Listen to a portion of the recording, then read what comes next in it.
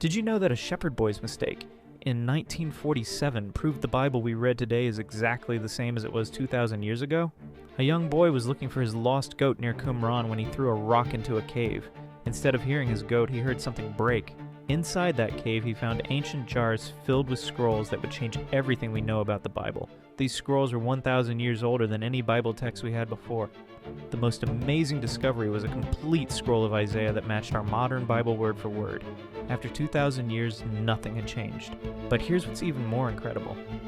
These scrolls showed us exactly what Jewish people believed and practiced during Jesus' time. Every detail the Gospels tell us about their customs, their hopes for a Messiah, and their religious ceremonies was perfectly accurate.